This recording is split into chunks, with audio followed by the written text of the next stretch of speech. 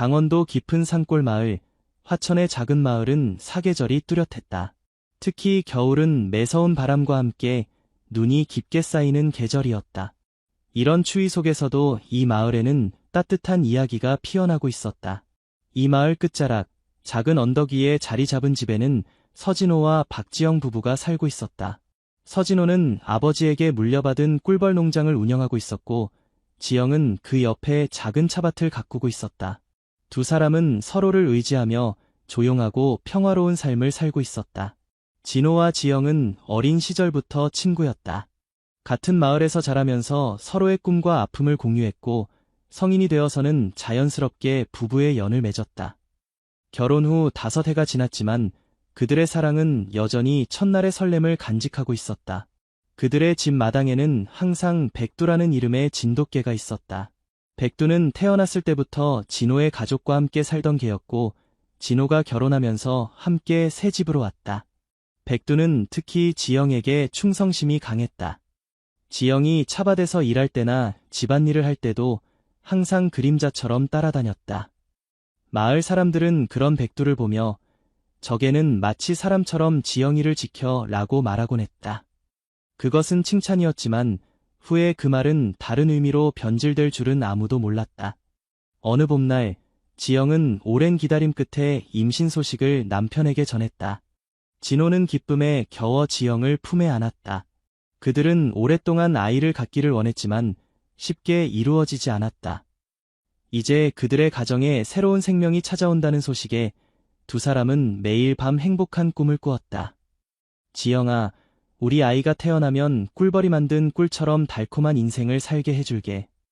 진호는 매일 아침 지영의 배를 쓰다듬으며 이런 약속을 했다.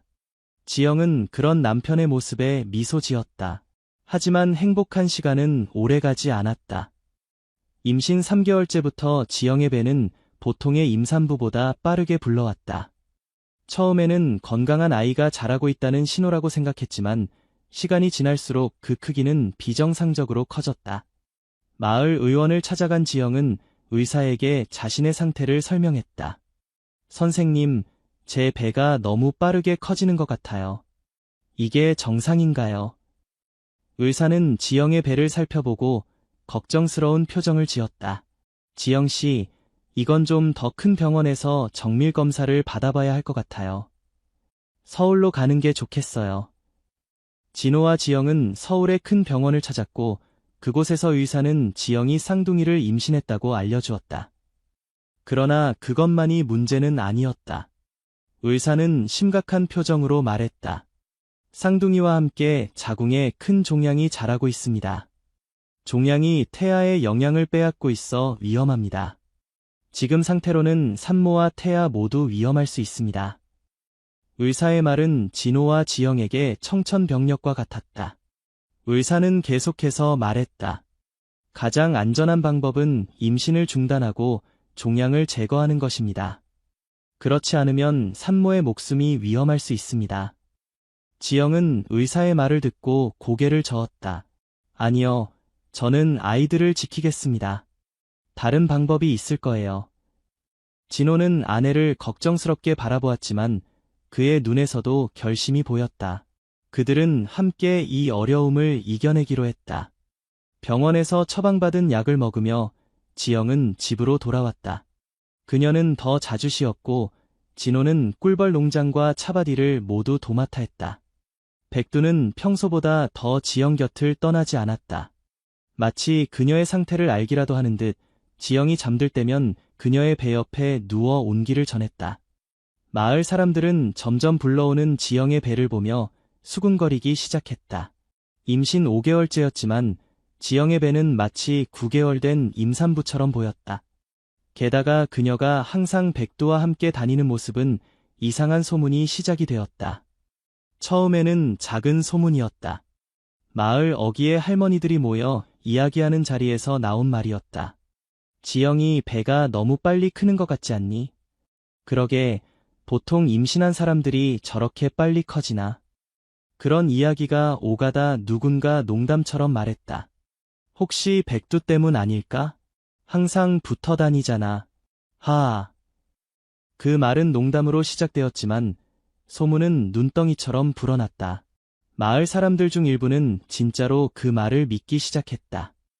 특히 마을에서 항상 다른 사람들의 뒷담화를 즐기던 김 여사는 그 소문을 더욱 퍼뜨렸다. 내가 봤어. 백두가 지영이를 이상하게 쳐다보는 거. 그리고 지영이도 그 개랑 너무 친하잖아. 어쩌면 그녀의 말은 마을 전체에 퍼졌고 결국 진호의 귀에도 들어왔다.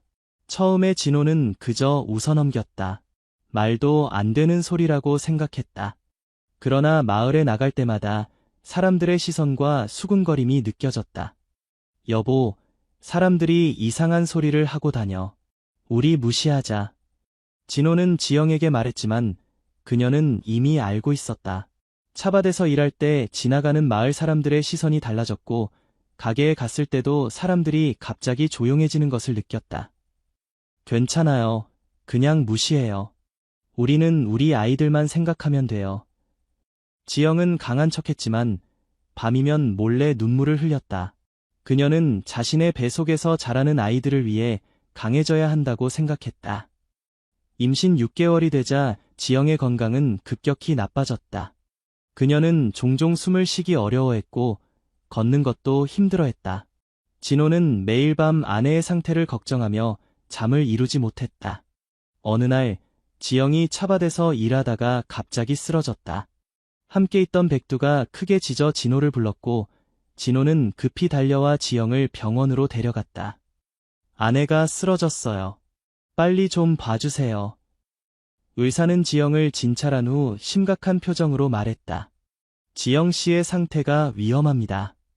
종양이 더 커졌고 태아들도 영양 부족으로 위험한 상태입니다.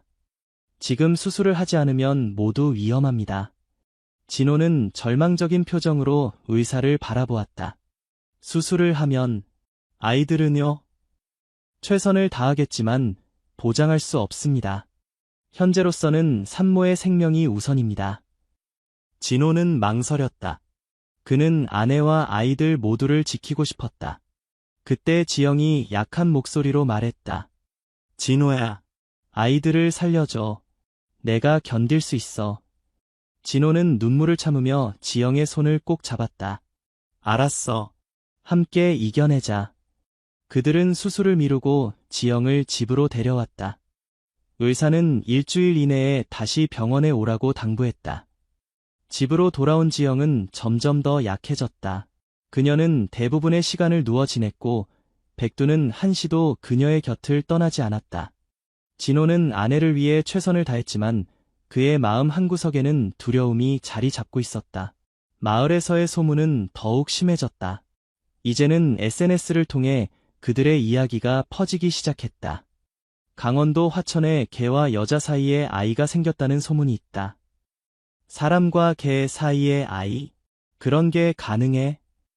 이런 글들이 온라인에 올라오기 시작했고 호기심 많은 사람들이 그들의 마을을 찾아오기도 했다. 진호는 집 주변에 있는 사람들을 쫓아내며 분노했다. 당신들이 뭘 안다고 이러는 거야. 우리 가족을 놔두고 가. 그러나 소문은 걷잡을 수 없이 퍼져나갔다. 한국의 작은 마을에서 시작된 이야기는 이제 전국적인 관심사가 되었다. 임신 7개월, 지영의 상태는 극도로 악화되었다. 그녀는 심한 통증을 느꼈고 진호는 더 이상 기다릴 수 없다고 판단했다. 그는 지영을 서울의 대학병원으로 데려갔다. 병원에 도착하자마자 지영은 응급실로 실려갔다. 의사들은 급히 수술 준비를 했고 진호는 수술실 밖에서 불안한 마음으로 기다렸다. 수술은 8시간 동안 계속되었다. 그 시간 동안 진호는 병원 복도를 수없이 걸어 다녔다. 그의 머릿속에는 온갖 생각이 스쳐 지나갔다. 만약 지영을 잃는다면, 만약 아이들이 살아남지 못한다면, 마침내 수술실 문이 열리고 의사가 나왔다. 진호는 의사의 표정을 읽으려 했지만 의사의 마스크 때문에 알 수 없었다. 수술은 성공적이었습니다. 쌍둥이는 무사히 태어났고 종양도 제거했습니다. 진호의 눈에서 눈물이 흘러내렸다. 그럼 지영이는요? 아내는 괜찮나요? 의사는 잠시 침묵했다. 산모는 현재 중환자실에 있습니다. 상태가 안정되면 일반 병실로 옮길 예정입니다. 하지만 아직 위험한 상태입니다. 진호는 그 자리에 주저앉았다. 아이들은 살았지만 지영은 아직 위험했다. 제가 아내를 볼 수 있을까요? 지금은 안 됩니다. 내일 상태를 보고 결정하겠습니다. 진호는 그날 밤 병원 로비의 의자에서 잠을 청했다. 그는 자신의 선택이 옳았는지 끊임없이 자문했다. 아이들을 위해 지영의 목숨을 위험에 빠뜨린 것은 아닌지 그 생각이 그를 괴롭혔다. 다음 날 아침, 진호는 중환자실로 향했다. 의사는 지영의 상태가 조금 호전되었다고 했지만 여전히 의식은 돌아오지 않았다. 아이들을 볼 수 있을까요? 진호는 의사에게 물었다. 네, 신생아실로 가시면 됩니다. 진호는 신생아실로 향했다. 그곳에는 작은 인큐베이터 안에 두 아이가 누워 있었다. 한 아이는 남자아이였고 다른 한 아이는 여자아이였다. 두 아이 모두 작고 연약해 보였지만 건강하게 숨을 쉬고 있었다. 진호는 유리창 너머로 아이들을 바라보며 미소 지었다. 이 작은 생명들이 그와 지영의 아이들이었다. 그는 지영이 하루빨리 깨어나 이 아이들을 볼 수 있기를 간절히 바랐다. 4일이 지났지만 지영은 여전히 의식을 찾지 못했다. 진호는 매일 아침 지영의 병실을 찾아 그녀의 손을 잡고 이야기를 들려주었다. 지영아, 우리 아이들이 너무 예뻐. 빨리 와서 보자. 아이들이 엄마를 기다리고 있어. 그리고 그날 밤 기적이 일어났다. 진호가 지영의 손을 잡고 있을 때 그녀의 손가락이 미세하게 움직였다. 진호는 놀라서 의사를 불렀고 의사는 지영의 상태를 확인했다. 의식이 돌아오고 있습니다. 좋은 징조입니다. 몇 시간 후 지영은 천천히 눈을 떴다. 그녀의 시선이 진호에게 향했다. 진호야. 그녀의 목소리는 약했지만 진호에게는 세상에서 가장 아름다운 소리였다. 지영아, 드디어 깨어났구나. 너무 걱정했어. 지영은 천천히 주위를 둘러보았다.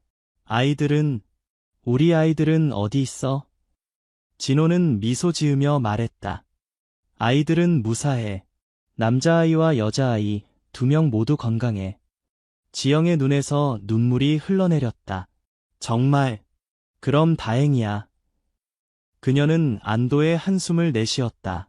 그런데 백두는 어디 있어? 진호는 잠시 생각에 잠겼다. 백두는 집에 남겨두고 왔다. 이웃에게 부탁해 돌봐달라고 했지만 이미 일주일이 지났다. 백두는 집에 있어. 이웃이 돌봐주고 있어. 내가 퇴원하면 함께 보러 가자. 지영은 고개를 끄덕였다. 그녀는 아직 약했지만 이제 희망이 보였다. 다음 날 진호는 아이들을 지영의 병실로 데려왔다. 지영은 처음으로 자신의 아이들을 안아보았다. 그녀의 눈에는 행복의 눈물이 가득했다. 이렇게 작고 예쁜 애. 고마워, 진호야. 내가 포기하지 않도록 도와줘서. 진호는 지영의 손을 꼭 잡았다. 내가 살아있어서 다행이야. 내가 없었다면 난 어떻게 살았을지. 그들은 서로를 바라보며 미소 지었다. 어려움이 있었지만 그들은 함께 이겨냈다. 병원에서의 회복 기간 동안 지영과 진호는 아이들의 이름을 정했다. 남자아이는 희망이라는 뜻의 서준으로, 여자아이는 빛이라는 뜻의 서연으로 이름 지었다. 그리고 그들이 몰랐던 사실이 밝혀졌다.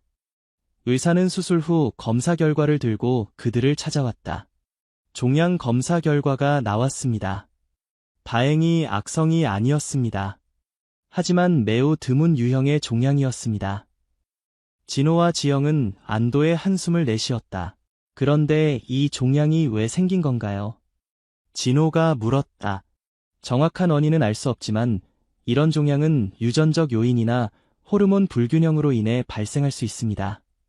지영 씨의 경우 쌍둥이 임신과 함께 발생했기 때문에 더 빠르게 성장한 것으로 보입니다.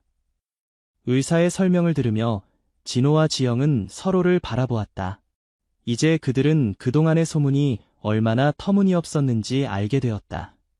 한 달 후, 지영은 퇴원할 수 있었다. 두 아이도 건강하게 자라 함께 집으로 돌아갈 수 있었다. 그러나 그들이 마을로 돌아왔을 때 상황은 여전히 어려웠다. 소문은 이미 깊이 퍼져 있었고 많은 사람들이 여전히 그들을 이상한 시선으로 바라보았다. 진호는 화가 났지만 지영은 그를 진정시켰다. 괜찮아요. 시간이 지나면 사람들은 진실을 알게 될 거예요. 우리는 그저 아이들을 잘 키우는 데 집중하면 돼요. 집에 도착하자 백두가 반갑게 그들을 맞이했다. 백두는 특히 아기들을 보며 호기심 어린 눈빛을 보였다. 백두야, 이제 내가 이 아이들도 지켜줘야 해. 지영은 백두의 머리를 쓰다듬으며 말했다. 백두는 마치 알아들은 듯 꼬리를 흔들었다. 그들의 생활은 서서히 정상으로 돌아갔다. 진호는 다시 꿀벌 농장에서 일했고 지영은 집에서 아이들을 돌보았다. 백두는 항상 아이들 곁을 지켰다. 그러나 마을에서의 소문은 쉽게 사그라들지 않았다. 어느 날 진호가 마을 가게에서 물건을 사고 있을 때 뒤에서 수군거리는 소리가 들렸다. 저 집 아이들 정말 이상하게 생겼다던데. 그래, 걔하고 비슷하게 생겼다고 하더라.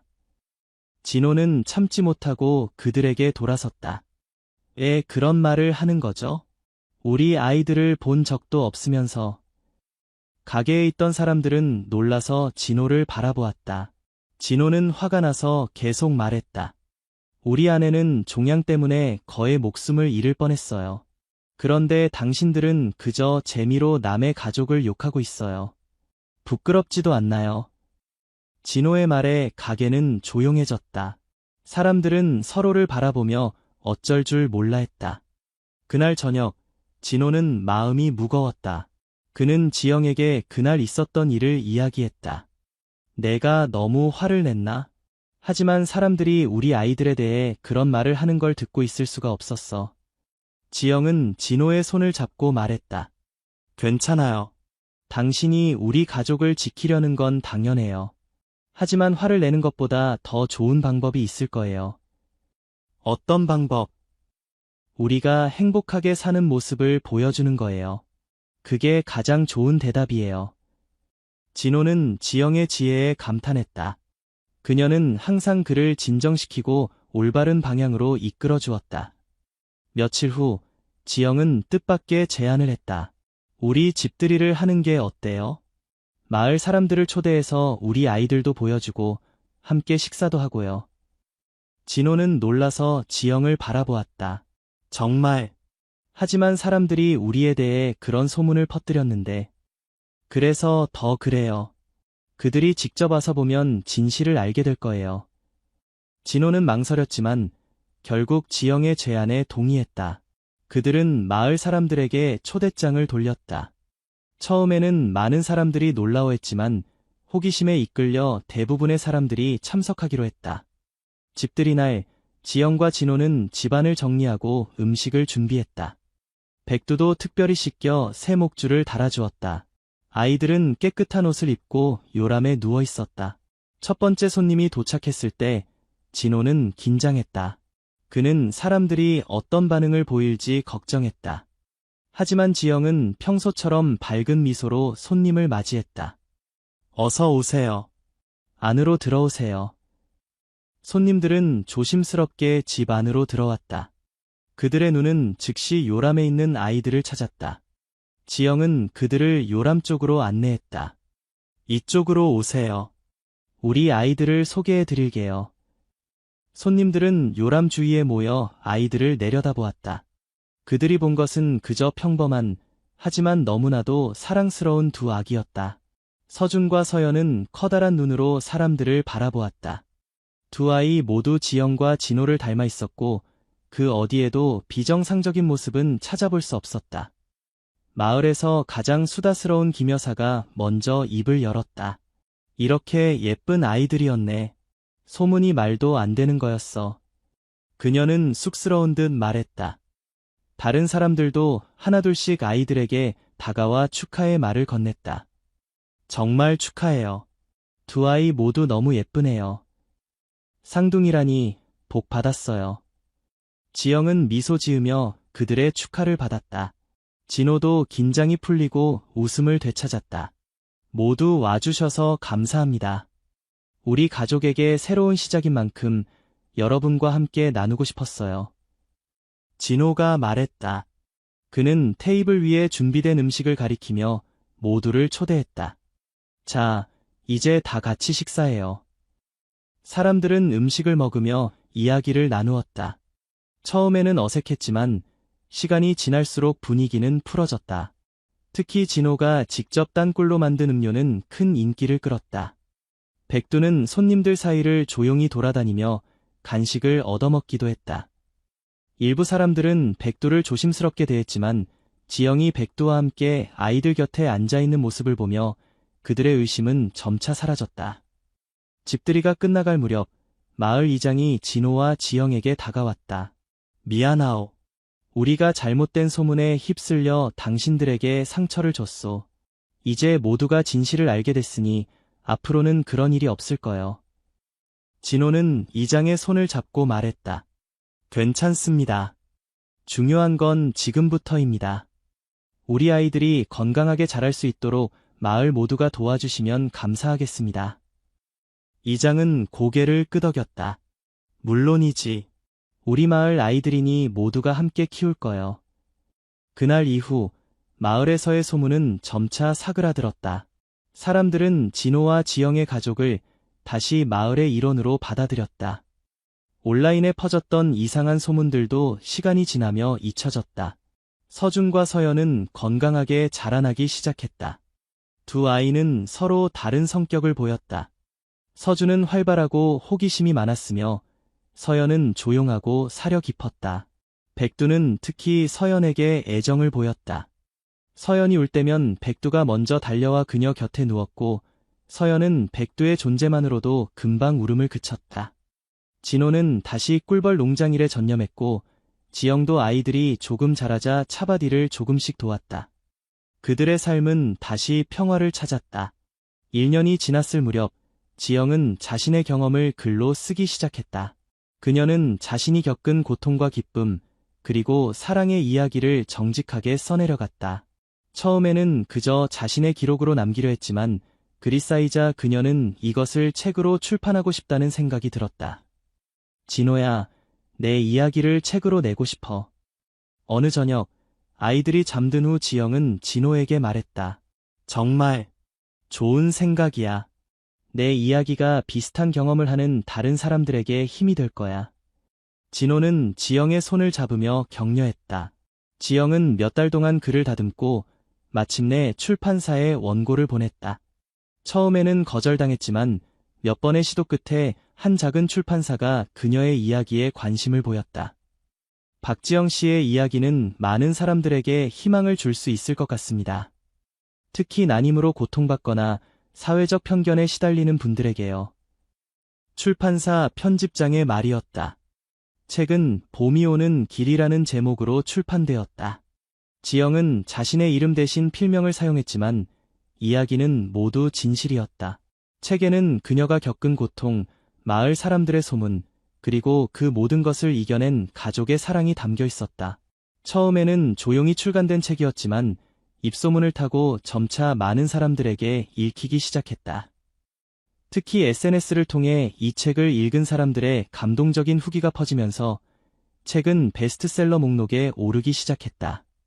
어느 날, 한 방송국에서 지영에게 인터뷰 요청이 왔다. 박지영 작가님의 이야기를 TV 프로그램으로 소개하고 싶습니다. 많은 사람들이 작가님의 용기와 사랑에 감동받았습니다. 지영은 망설였다. 그녀는 자신의 얼굴이 공개되는 것이 두려웠다. 하지만 진호는 그녀를 격려했다. 내가 원한다면 해보는 게 어때? 내 이야기가 더 많은 사람들에게 희망을 줄 수 있을 거야. 지영은 깊이 생각한 끝에 인터뷰에 응하기로 했다. 그녀는 자신의 실명과 가족의 이야기를 공개하기로 결정했다. 방송 당일, 지영은 남편 진호와 함께 스튜디오에 나타났다. 그들은 이제 2살이 된 서준과 서연도 데려왔다.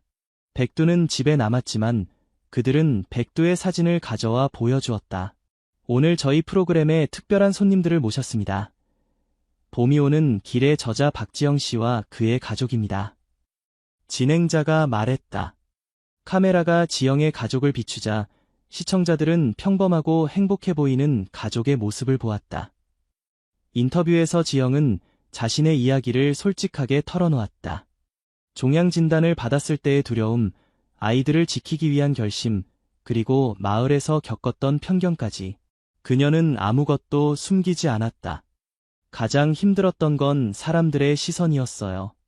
제가 아픈 것보다 사람들이 우리 가족에 대해 이상한 소문을 퍼뜨리는 게 더 아팠습니다.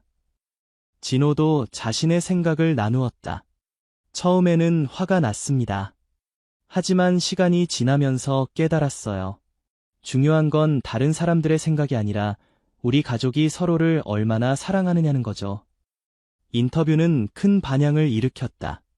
많은 시청자들이 지영의 용기와 진호의 헌신에 감동받았다. 특히 SNS에서는 그들의 이야기가 빠르게 퍼져나갔고 이번에는 긍정적인 방향으로 화제가 됐다. 진짜 사랑이 무엇인지 보여주는 가족, 편견을 이겨낸 용기 있는 부부, 참된 가족의 의미를 다시 생각하게 하는 이야기. 이런 반응들이 쏟아졌다. 방송 이후 지영의 책 봄이 오는 길은 전국적인 베스트셀러가 되었다. 그녀는 여러 도시를 돌며 강연을 하기도 했다. 그녀의 이야기는 비슷한 어려움을 겪고 있는 많은 사람들에게 희망이 되었다. 한편 그들의 마을에서도 변화가 일어났다. 방송을 본 마을 사람들은 자신들의 행동을 부끄러워했고 진호와 지영에게 진심 어린 사과를 했다. 특히 가장 심하게 소문을 퍼뜨렸던 김 여사는 직접 찾아와 눈물로 용서를 빌었다. 정말 미안해요. 내가 얼마나 어리석었는지 이제야 알겠어요. 지영은 그녀를 포옹하며 말했다. 괜찮아요. 모든 게 다 지나간 일이에요. 마을 사람들은 이제 서준과 서연을 마을의 자랑으로 여겼다. 아이들이 마을 길을 걸을 때면 사람들은 반갑게 인사를 건네고 간식을 나눠주었다. 백두도 마을의 유명인사가 되어 어디를 가든 환영받았다. 시간이 흘러 서준과 서연이 5살이 되었을 때 지영은 두 번째 책을 출간했다. 우리가 만든 봄이라는 제목의 이 책은 아이들이 자라는 과정과 그들이 가족에게 가져다 준 행복에 대한 이야기였다. 진호도 변화했다. 그는 꿀벌 농장을 확장하여 희망꿀이라는 브랜드를 만들었다. 그의 꿀은 순수하고 맛있기로 유명해졌고 전국 각지에서 주문이 들어왔다. 차밭도 확장하여 지영은 봄날의 차라는 브랜드로 차를 판매하기 시작했다. 그들의 집 근처에는 작은 카페도 열었다. 서연이와 서준이네라는 이름의 이 카페에서는 진호의 꿀과 지영의 차를 맛볼 수 있었다. 카페에는 항상 백두가 있었고 손님들은 백두와 함께 사진을 찍으며 즐거워했다. 서준과 서연은 건강하게 자라나 학교에 다니기 시작했다. 두 아이는 부모의 이야기를 알게 되었고 그것을 자랑스럽게 여겼다. 특히 서연은 어머니처럼 글을 쓰는 것을 좋아했고 서준은 아버지를 도와 꿀벌을 돌보는 것을 즐겼다. 지영이 두 번째 책을 출간한 해 겨울, 백두가 세상을 떠났다. 백두는 15년이라는 긴 세월 동안 가족과 함께했다. 지영과 진호, 그리고 아이들은 깊은 슬픔에 잠겼다. 그들은 집 뒤편 언덕에 백두를 묻고 작은 묘비를 세웠다. 여기 우리 가족을 지켜준 영웅, 백두가 잠들다. 묘비에는 이렇게 쓰여 있었다. 삶은 계속되었다. 서준과 서연은 청소년이 되었고 각자의 꿈을 찾아가기 시작했다. 서준은 생물학에 관심을 보이며 꿀벌에 대해 연구하고 싶다고 했고 서연은 어머니처럼 작가가 되고 싶다고 했다. 지영과 진호는 아이들의 꿈을 응원했다. 그들은 자신들이 겪었던 어려움과 그것을 이겨낸 경험이 아이들에게 큰 가르침이 되기를 바랐다. 20년이 지났다. 서준과 서연은 각자의 길을 걸어가는 성인이 되었다. 서준은 대학에서 생물학을 공부한 후 꿀벌 보존과 연구에 힘쓰는 학자가 되었다. 서연은 어머니의 뒤를 이어 작가가 되어 여러 권의 책을 출간했다. 진호와 지영은 이제 은퇴하여 조용히 마을에서 여생을 보내고 있었다. 그들의 집 앞 정원에는 항상 꽃이 피어 있었고 벽에는 가족의 사진들이 가득했다. 어느 봄날 서준과 서연이 부모님을 찾아왔다. 그들은 특별한 선물을 가져왔다. 엄마, 아빠, 우리가 준비한 선물이에요. 서연이 말했다. 그녀는 작은 상자를 내밀었다. 지영이 상자를 열자 그 안에는 반짝이는 열쇠가 있었다. 이게 뭐니? 지영이 물었다. 서울에 있는 새 아파트 열쇠예요.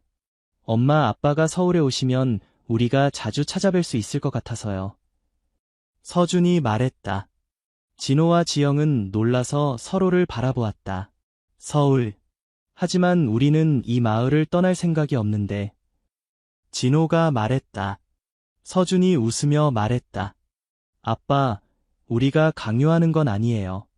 그냥 선택지를 드리는 거예요. 엄마 아빠가 원하시면 언제든지 사용하세요. 지영은 두 아이를 바라보며 미소 지었다. 고마워. 정말 감동이야. 하지만 우리에게는 이 마을이 집이란다. 여기에는 우리의 추억이 있고 백두도 있잖니. 서연은 고개를 끄덕였다. 알아요, 엄마. 그래도 가끔은 서울에 오셔서 우리와 함께 지내세요. 아파트는 언제든지 엄마 아빠를 기다리고 있을 거예요. 그들은 함께 웃으며 서로를 껴안았다. 진호와 지영은 자신들의 선택이 옳았음을 다시 한번 확신했다. 그들이 겪었던 모든 어려움과 고통에도 불구하고 그들은 서로를 선택했고 그 선택은 그들에게 서준과 서연이라는 선물을 가져다 주었다. 그날 저녁, 가족은 함께 식사를 하며 오랜 이야기를 나누었다. 과거의 어려움과 그것을 이겨낸 과정, 그리고 현재의 행복까지. 그들의 이야기는 끝나지 않았다. 그것은 계속해서 새로운 장을 열고 있었다. 밤이 깊어진 후 진호와 지영은 집 뒤 언덕에 올라갔다. 그곳에는 백두의 묘가 있었고 그 옆에는 작은 벤치가 놓여 있었다. 그들은 벤치에 앉아 별이 빛나는 하늘을 바라보았다. 생각해보면 우리 삶은 참 드라마틱했네. 진호가 말했다. 지영은 미소 지으며 고개를 끄덕였다. 그래, 하지만 모든 순간이 소중했어. 그 어려운 시간들이 없었다면 우리는 지금처럼 강한 가족이 되지 못했을 거야. 진호는 지영의 손을 잡았다. 내가 있어서 다행이야. 내가 없었다면 난 어떻게 그 모든 것을 이겨냈을지. 지영은 진호의 어깨에 머리를 기대며 말했다. 우리는 함께였으니까 가능했던 거야.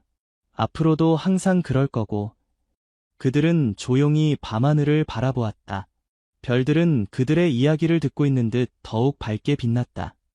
백두의 묘 위로 부드러운 바람이 불어오며 봄의 향기를 가져왔다.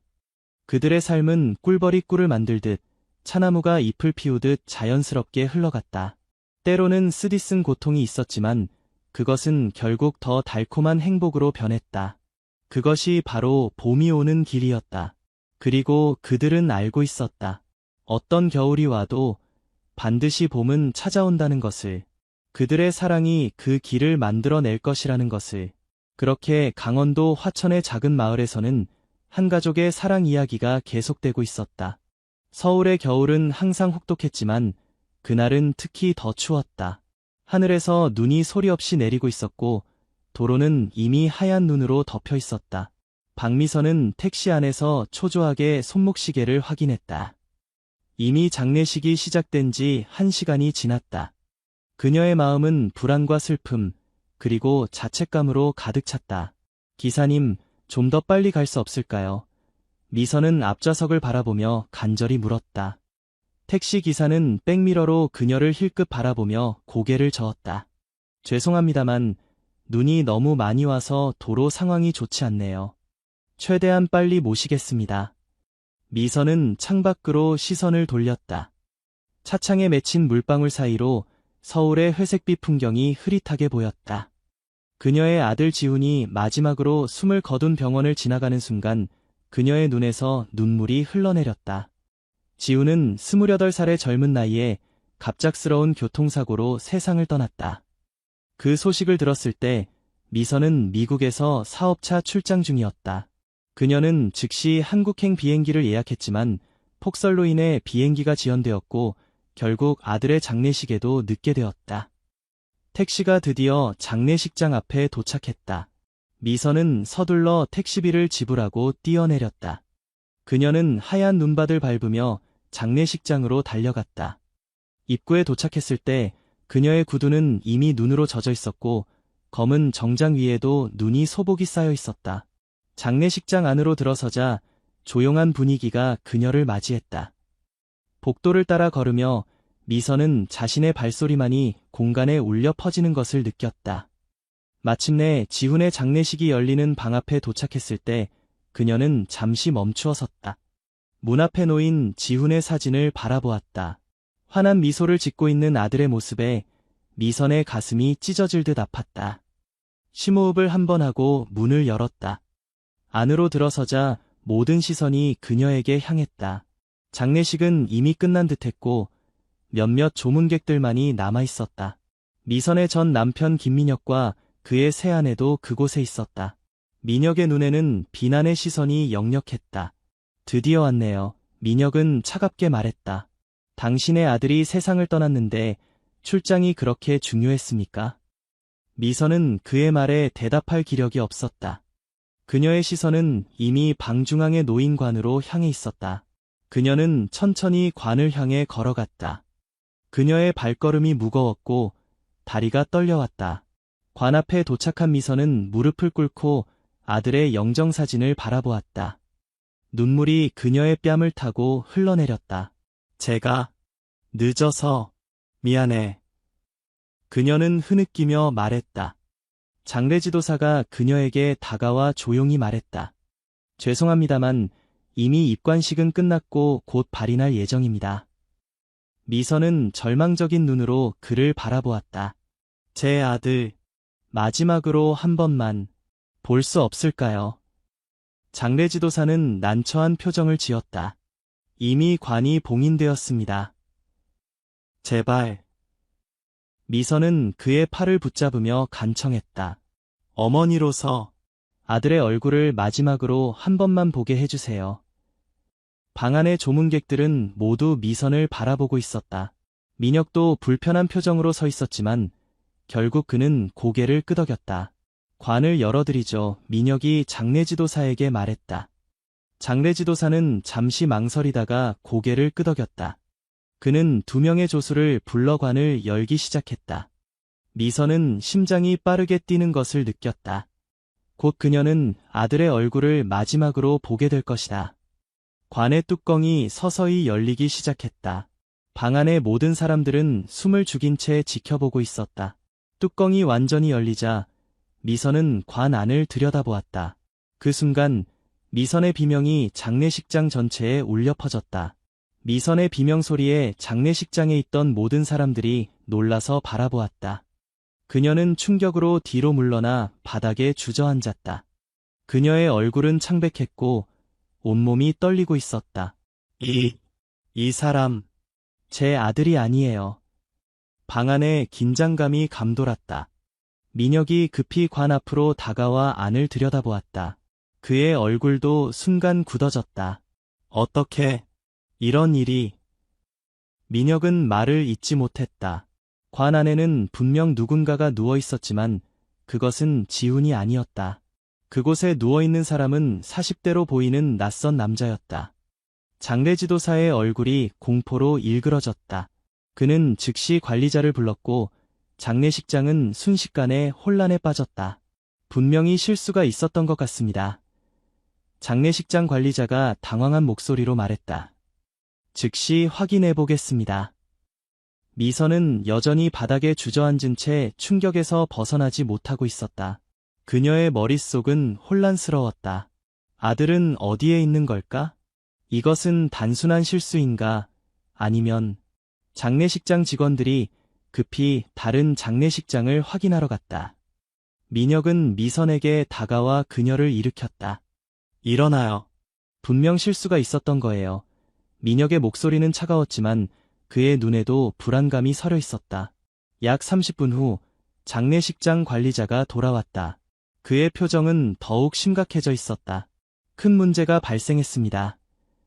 그가 떨리는 목소리로 말했다. 다른 장례식장들을 모두 확인해봤지만 김지훈 님의 시신을 찾을 수 없습니다. 방 안에 있던 모든 사람들이 충격에 빠졌다. 미선은 다시 한번 주저앉을 것 같았지만 이번에는 강하게 버텼다. 그게 무슨 말입니까? 제 아들이 어디로 간 거죠? 그녀의 목소리는 분노와 공포로 가득 차 있었다. 경찰에 신고했습니다. 곧 수사관들이 도착할 겁니다. 관리자가 말했다. 미선과 민혁은 서로를 바라보았다. 10년 전 이혼 후 처음으로 그들은 같은 감정을 공유하고 있었다. 그것은 순수한 공포였다. 경찰이 도착하기까지 시간은 느리게 흘렀다. 미선은 의자에 앉아 멍하니 벽을 바라보고 있었다. 민혁은 계속해서 장례식장 직원들을 추궁하고 있었다. 남은 조문객들은 대부분 자리를 떴지만 지훈의 가장 친한 친구 강태우는 그 자리에 남아 있었다. 태우는 미선 옆에 앉아 조용히 그녀의 손을 잡았다. 아주머니, 분명 오해가 있을 거예요. 곧 해결될 거예요. 미선은 고개를 끄덕였지만 그녀의 마음은 이미 최악의 상황을 생각하고 있었다. 경찰이 도착했을 때 그들은 즉시 현장 조사를 시작했다. 관에 있던 낯선 남자의 신원을 확인하기 위해 지문을 채취했고 장례식장의 모든 CCTV 영상을 확보했다. 수사팀장인 정영사가 미선과 민혁에게 다가왔다. 두 분께서는 저와 함께 사무실로 가주셨으면 합니다. 몇 가지 질문이 있습니다. 장례식장 사무실에서 정영사는 지훈에 대한 기본적인 정보를 물었다. 그의 직업, 친구관계, 최근의 행적 등. 미선은 아들에 대해 많이 알지 못했다는 사실에 가슴이 아팠다. 지훈과 그녀는 최근 몇 년간 멀어져 있었다. 지훈이 최근에 무슨 문제가 있었나요? 정영사가 물었다. 민혁이 대답했다. 특별한 문제는 없었습니다. 그냥 평범한 회사원이었고 최근에는 승진도 했죠. 어떤 회사에서 일했나요? 대양그룹이라는 중소기업입니다. IT 관련 회사죠. 정영사는 메모를 하며 고개를 끄덕였다. 혹시 누구에게 위협을 받거나 문제가 있다고 언급한 적은 없나요? 미선과 민혁은 서로를 바라보았다. 둘 다 고개를 저었다. 알겠습니다. 일단 장례식장의 모든 기록과 CCTV를 확인해 보겠습니다. 정영사가 말했다. 두 분은 연락 가능한 상태로 계셔야 합니다. 미선은 멍하니 창밖을 바라보았다. 창 너머로 여전히 눈이 내리고 있었다. 그녀의 마음속에는 두려움과 미안함, 그리고 깊은 슬픔이 가득했다. 이제 그녀는 아들을 마지막으로 볼 기회마저 잃어버린 것 같았다. 사무실을 나오자 태우가 그들을 기다리고 있었다. 그는 미선에게 다가와 조용히 말했다. 아주머니, 사실 지훈이가 최근에 저에게 이상한 말을 했었어요. 미선과 민혁, 정영사의 시선이 모두 태우에게 향했다. 무슨 말이었죠? 정영사가 급히 물었다. 태우는 잠시 망설이다가 말했다. 지훈이가 일주일 전쯤 자기가 위험할 수도 있다고 했어요. 회사에서 뭔가 이상한 일을 발견했다고. 태우의 말은 수사의 방향을 완전히 바꿔놓았다. 정영사는 즉시 지훈이 일했던 대양그룹에 대한 조사를 시작했다. 미선과 민혁은 함께 지훈의 아파트로 향했다. 그들은 아들의 집에서 어떤 단서를 찾을 수 있기를 바랐다. 지훈의 아파트는 강남의 작은 오피스텔이었다. 미선은 아들이 이렇게 살고 있었다는 사실조차 잘 몰랐다. 그녀는 마지막으로 아들을 만난 것이 6개월 전이라는 것을 떠올리며 가슴이 아팠다. 민혁이 지훈의 열쇠로 문을 열었다. 아파트 안으로 들어서자 깔끔하게 정리된 공간이 그들을 맞이했다. 지훈은 항상 정리정돈을 잘하는 아이였다. 이곳저곳 살펴봐요. 민혁이 말했다. 뭔가 단서가 있을지도 모르잖아요. 미선은 서재로 향했다. 책장에는 IT 관련 서적들이 가지런히 꽂혀 있었다. 책상 위에는 노트북과 몇 개의 파일들이 놓여 있었다. 그녀는 파일을 하나씩 살펴보기 시작했다. 대부분은 회사 관련 문서들이었다. 프로젝트 계획서, 회의록 등. 그러나 마지막 파일에서 미선은 이상한 것을 발견했다. 그것은 대양그룹 비자금 증거라고 제목이 붙은 파일이었다. 민혁 씨, 이것 좀 봐요. 미선이 불렀다. 민혁이 서재로 들어와 파일을 받아들었다. 그의 표정이 심각해졌다. 이건 대양그룹이 비자금을 조성한 증거들이네요. 지훈이가 이걸 어떻게 알았을까? 미선은 노트북을 열었지만 비밀번호가 걸려 있었다. 노트북에 뭐가 더 있을지도 몰라요. 하지만 비밀번호가 필요해요. 이때 민혁의 휴대폰이 울렸다. 정영사였다. 김 선생님, 중요한 정보가 있습니다. 전화기 너머로 정영사의 목소리가 들렸다. CCTV를 확인해 본 결과 어젯밤 11시경에 2명의 남자가 장례식장에 들어와 시신을 밖에 치게 한 것으로 보입니다. 그게 무슨 말입니까? 민혁이 충격을 받은 목소리로 물었다. 아직 확실한 건 아니지만 이것은 단순한 실수가 아닌 계획된 범죄로 보입니다. 그리고 대양그룹에 대해 조사해보니 최근 비자금 조성 의혹이 있었더군요. 민혁은 미선을 바라보았다. 우리가 방금 그와 관련된 파일을 발견했습니다. 그곳에 계시겠습니까? 제가 지금 가겠습니다. 정영사가 말했다. 전화를 끊은 후 민혁은 미선에게 상황을 설명했다. 그들은 지훈이 회사의 비리를 발견하고 그것 때문에 위험에 처했을 가능성이 있다는 것을 깨달았다. 그럼 지훈이는 어디 있는 거죠? 미선이 떨리는 목소리로 물었다. 민혁은 대답하지 못했다. 그의 눈에도 두려움이 서려 있었다. 정영사가 도착하기 전까지 미선과 민혁은 아파트를 더 샅샅이 살펴보았다. 침실의 옷장 뒤쪽에서 그들은 작은 금고를 발견했다. 그러나 그것도 역시 비밀번호가 필요했다. 지훈이가 자주 사용하는 번호는 없었나요? 미선이 물었다. 민혁은 잠시 생각하다가 지훈의 생일인 0317을 입력해보았지만 열리지 않았다. 그들은 여러 가지 조합을 시도해보았지만 모두 실패했다. 정영사가 도착했을 때 그들은 발견한 파일과 금고에 대해 말했다. 이 파일만으로도 중요한 단서가 될 수 있습니다. 정영사가 말했다. 노트북과 금고는 전문가를 불러 열어보겠습니다. 디지털 포렌식 전문가가 도착하여 노트북의 비밀번호를 해제하는 데 성공했다. 노트북 안에는 더 많은 증거 파일들이 있었다.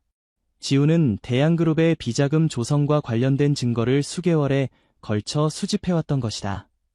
이것들은 매우 심각한 증거들입니다. 정영사가 파일들을 살펴보며 말했다. 지훈 씨가 이런 정보를 가지고 있었다면 누군가에게는 매우 위험한 존재였을 겁니다. 금고도 마침내 열렸다. 안에는 USB 드라이브 하나와 작은 공책, 그리고 봉투가 들어있었다. 공책에는 지훈의 메모들이 적혀 있었다. 그는 회사의 비리를 조사하는 과정을 상세히 기록해두었다. 봉투를 열자 그 안에는 한 장의 편지가 들어있었다. 지훈의 글씨체로 쓰여진 편지였다. 어머니께 만약 이 편지를 읽고 계신다면 저에게 무슨 일이 일어났다는 뜻입니다. 제가 발견한 것들이 너무 위험하다는 것을 알게 되었습니다. 대양그룹의 최고 경영진이 연루된 비자금 조성과 정치인 매수 증거를 발견했습니다. 이 증거들은 USB에 모두 복사해 두었습니다. 저에게 무슨 일이 일어나더라도 이 진실이 세상에 알려져야 합니다. 항상 사랑합니다. 지훈 올림. 미선은 편지를 읽고 울음을 터뜨렸다. 민혁도 슬픔에 잠겨 침묵했다. 정영사는 즉시 대양그룹 수사에 들어갔다. USB의 내용은 생각보다 더 충격적이었다. 대양그룹의 회장인 오승우와 그의 아들 오준호가 수백억 원의 비자금을 조성하여 정치인들에게 뇌물을 제공한 증거가 상세하게 담겨 있었다. 그날 밤 경찰은 오승우와 오준호를 체포했다. 그러나 여전히 지훈의 행방은 알 수 없었다.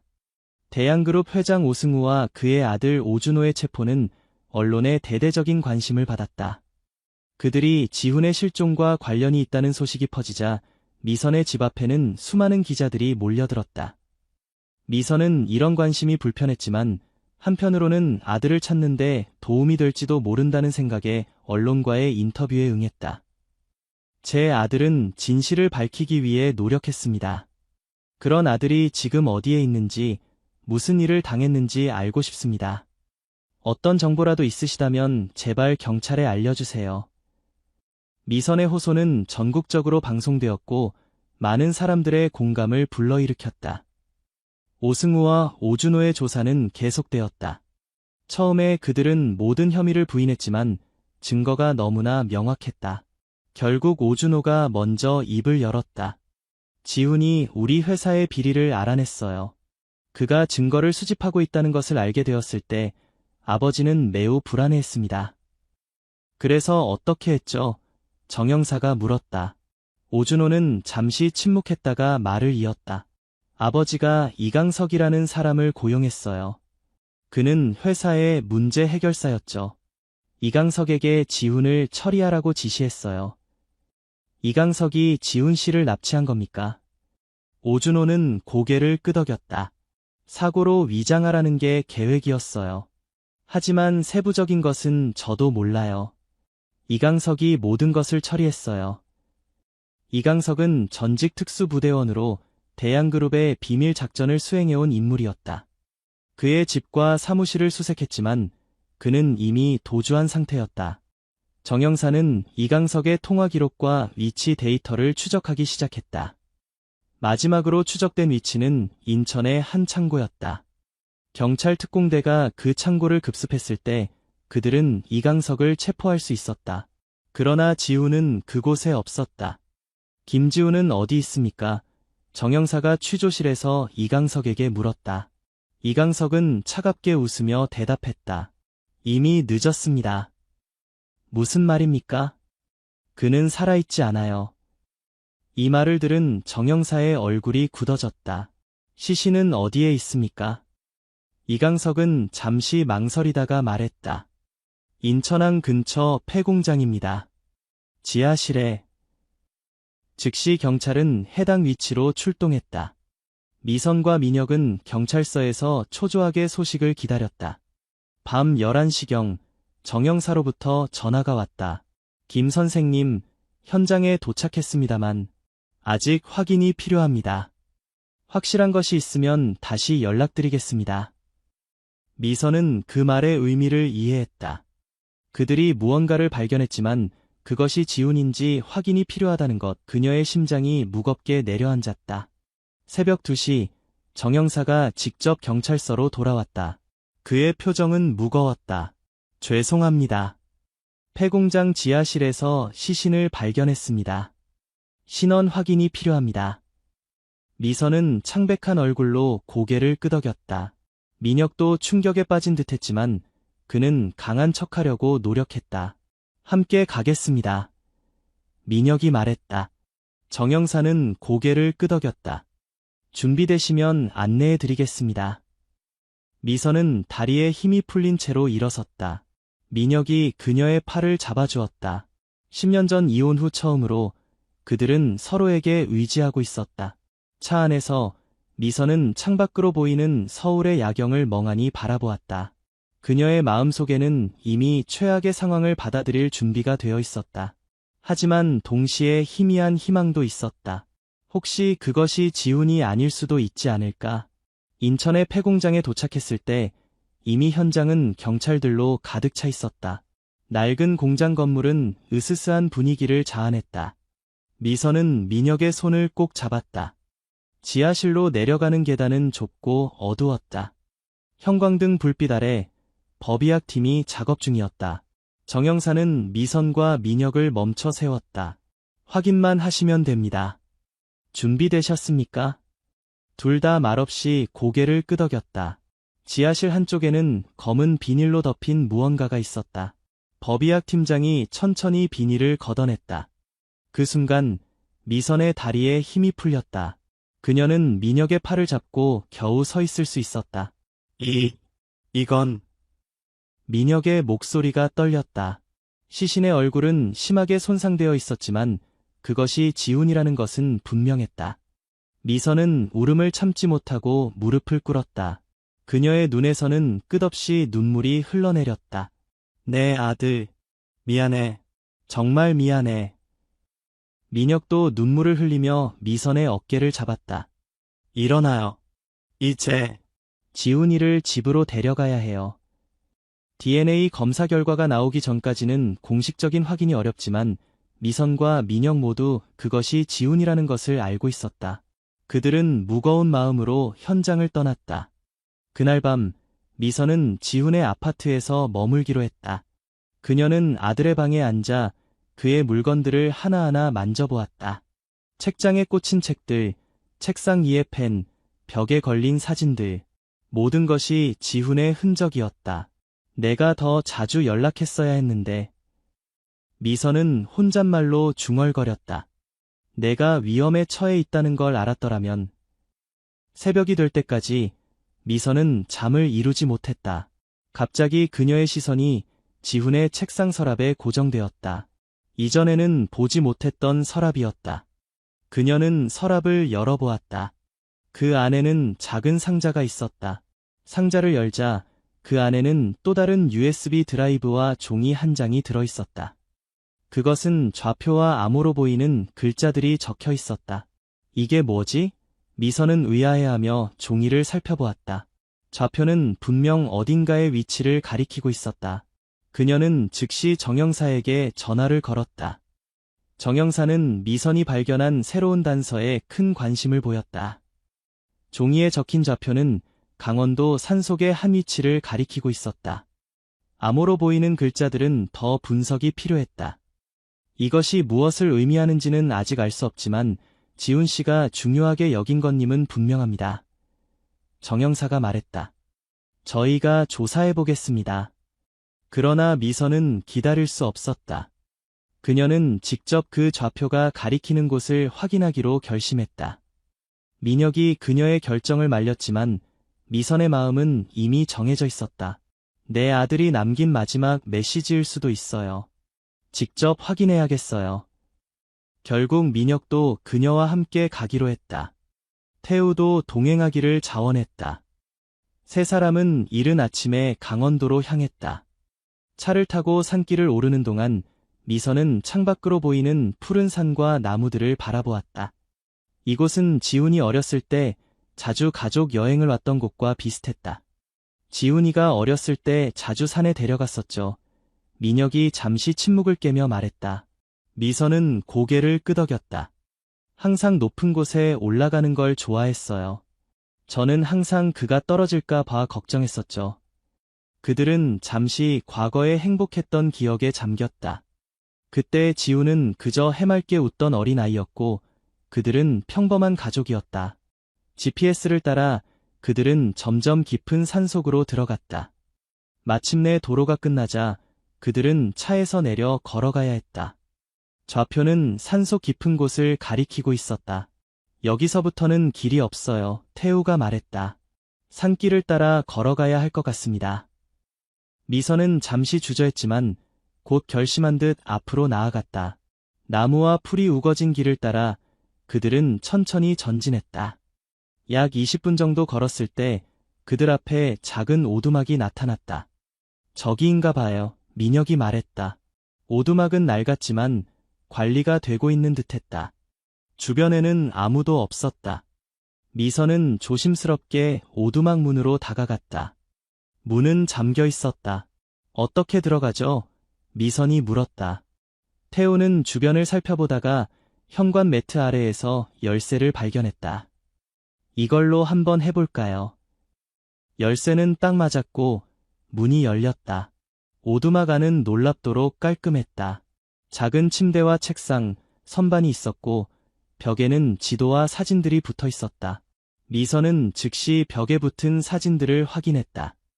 그것은 지훈이 대양그룹 경영진과 정치인들이 만나는 장면을 몰래 찍은 사진들이었다. 이곳이 지훈이의 은신처였던 것 같아요. 민혁이 말했다. 태우는 책상 위에 노트북을 발견했다. 이것도 지훈이의 것 같아요. 노트북에는 암호가 걸려 있었다. 미선은 지훈이 남긴 종이에 적힌 글자들을 기억해냈다. 그것이 비밀번호일 수도 있다는 생각이 들었다. XK935Z7M. 이걸 한번 입력해 볼게요. 미선이 말했다.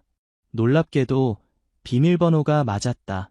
노트북 화면이 켜지면서 바탕화면이 나타났다. 바탕화면에는 진실이라는 이름의 폴더가 하나 있었다. 폴더를 열자 수많은 파일들이 나타났다.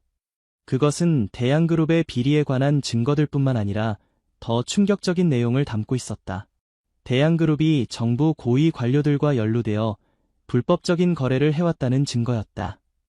이건 단순한 기업 비리를 넘어서는 거예요. 민혁이 충격을 받은 목소리로 말했다. 파일들 중에는 긴급 상황이라는 제목의 비디오 파일도 있었다. 미선은 떨리는 손으로 그 파일을 클릭했다. 화면에 지훈의 얼굴이 나타났다. 그는 피곤해 보였지만 눈빛은 결연했다. 이 영상을 보고 계신다면 저에게 무슨 일이 일어났다는 뜻입니다. 지훈이 말하기 시작했다. 지난 6개월 동안 저는 대양그룹의 비리를 조사해왔습니다. 처음에는 단순한 회계 부정이라고 생각했지만 점점 더 깊이 파고들수록 충격적인 사실들을 발견했습니다. 지훈은 화면에서 몇 가지 서류를 보여주며 계속 말했다. 대양그룹은 국가기관산업 프로젝트에서 수천억 원의 자금을 횡령했고 그 돈의 상당 부분이 정치인들에게 흘러들어갔습니다. 특히 기획재정부 장관인 박민호 씨와 국회의원 이태준 씨가 주요 연루자입니다. 미선, 민혁, 태우는 충격을 받은 채 영상을 계속 지켜보았다. 저는 이 증거들을 검찰에 제출하려 했지만 회사에서 제 행동을 알아차렸습니다. 지금 저는 숨어 있지만 얼마나 더 안전할 수 있을지 모르겠습니다. 그래서 지훈은 잠시 말을 멈추고 깊은 숨을 내쉬었다. 이 모든 증거들을 공개하기로 결정했습니다. 이 폴더에 있는 모든 파일들은 이미 주요 언론사들과 시민단체에 자동으로 전송되도록 설정해두었습니다. 마지막으로 지훈은 카메라를 똑바로 바라보며 말했다. 어머니, 아버지, 그리고 태우에게 미안합니다. 그리고 사랑합니다. 이것이 옳은 일이라고 믿습니다. 영상이 끝나자 방 안에는 침묵만이 감돌았다. 미선의 눈에서는 눈물이 흘러내렸다. 민혁도 울고 있었다.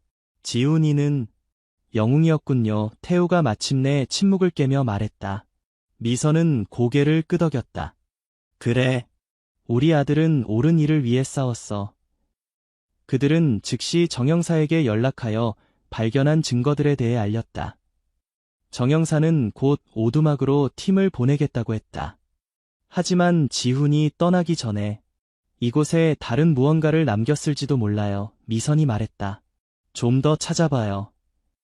그들은 오두막을 더 자세히 살펴보기 시작했다. 태우가 침대 밑에서 작은 상자를 발견했다. 상자 안에는 지훈의 일기장과 여러 개인적인 물건들이 들어있었다. 미선은 아들의 일기장을 조심스럽게 펼쳐보았다. 마지막 페이지에는 다음과 같은 글이 적혀 있었다. 오늘로 이곳에 온 지 3주가 되었다.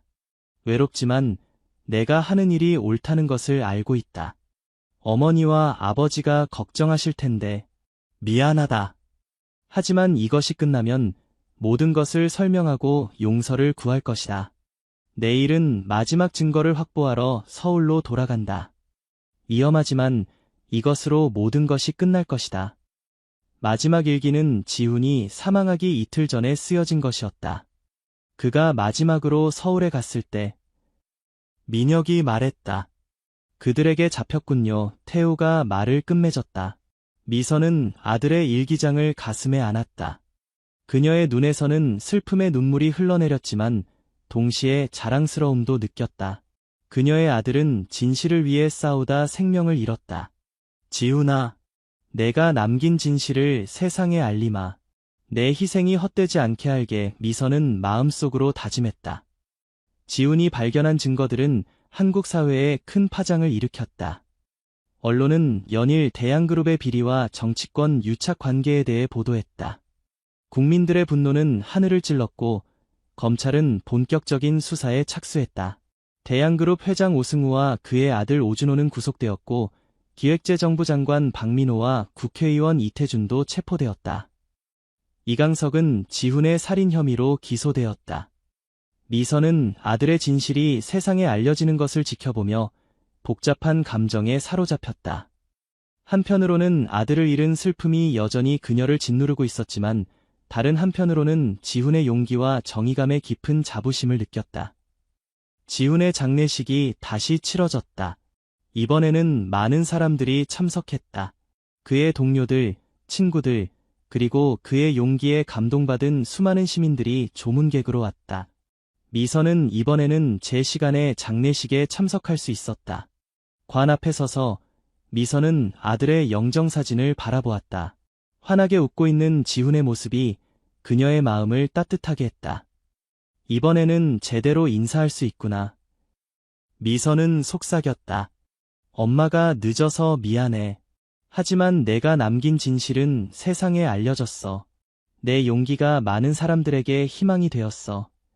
장례식이 끝난 후 민혁이 미선에게 다가왔다. 우리 함께 지훈이를 보내줄까요? 미선은 고개를 끄덕였다. 그들은 함께 지훈의 관을 바라보았다. 10살 이후로 처음으로 그들은 한 가족처럼 느껴졌다. 장례를 마치고 일주일 후 검찰에서 미선을 불렀다. 수사팀장인 박 검사가 그녀를 맞이했다. 김 여사님, 오늘 뵙게 되어 영광입니다. 박 검사가 정중하게 인사했다. 저희가 당신의 아들이 남긴 증거들을 토대로 수사를 진행해왔습니다. 그 결과 대양그룹과 연루된 더 많은 정치인들과 공무원들을 적발할 수 있었습니다. 미선은 고개를 끄덕였다. 제 아들의 희생이 헛되지 않았군요. 그뿐만이 아닙니다. 박 검사가 계속 말했다. 우리는 지훈 씨의 용기를 기리기 위해 김지훈 정의상을 제정하기로 했습니다. 이것은 부정부패에 맞서 싸우는 내부 고발자들을 보호하고 지원하기 위한 법적 기반이 될 것입니다. 미선의 눈에 눈물이 맺혔다. 그녀는 아들의 이름이 정의의 상징으로 남게 된다는 사실에 깊은 감동을 받았다. 감사합니다. 정말 감사합니다. 그날 저녁, 미선은 지훈의 아파트를 정리하기 위해 방문했다. 그녀는 아들의 물건들을 하나하나 상자에 담으며 그의 삶을 되돌아보았다. 학창 시절의 상장들, 대학 졸업장, 그리고 첫 직장에서 받은 표창장까지. 내가 이렇게 훌륭한 사람으로 자랐는데 엄마는 그걸 제대로 알아주지 못했구나. 서랍을 정리하던 미선은 작은 보석함을 발견했다. 그 안에는 반지 하나와 쪽지가 들어있었다. 쪽지에는 다음과 같이 적혀 있었다. 어머니의 생신 선물로 준비했습니다. 올해는 꼭 함께 축하하고 싶습니다. 지훈 올림. 미선은 그 반지를 보며 참을 수 없이 울음을 터뜨렸다. 그녀의 생일은 일주일 후였다. 지훈은 오랜만에 어머니와 함께 시간을 보내려 했던 것이다.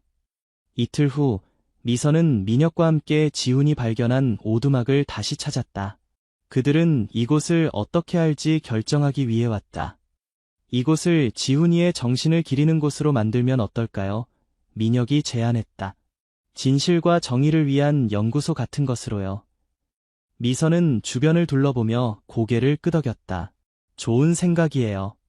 지훈이도 그것을 원했을 거예요. 그들은 함께 오두막 앞 작은 정원에 나무 한 그루를 심었다. 그것은 지훈의 영혼을 기리는 상징이었다. 우리 아들은 여기서 홀로 진실을 위해 싸웠어요. 미선이 말했다. 하지만 이제 그의 정신은 많은 사람들 속에 살아있어요. 민혁은 미선의 손을 잡았다.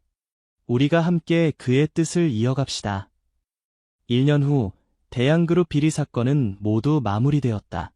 관련자들은 모두 법의 심판을 받았고 지훈의 이름은 정의의 상징으로 기억되었다. 김지훈 정의상은 매년 용기 있는 내부 고발자들에게 수여되었고 그의 오두막은 진실과 정의 연구소로 탈바꿈했다.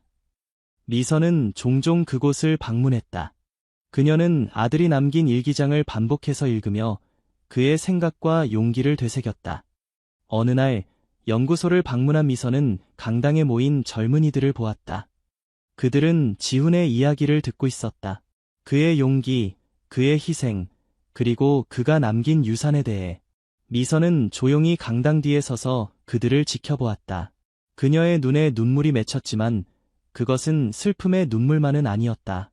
그것은 자부심과 희망의 눈물이기도 했다. 지훈아, 내가 남긴 빛이 여전히 많은 사람들을 비추고 있구나. 미선은 마음속으로 말했다. 강당을 나오면서 미선은 하늘을 바라보았다. 푸른 하늘과 밝은 태양이 그녀를 반겼다. 그녀는 미소를 지었다. 오늘도 지훈은 그녀와 함께 있었다.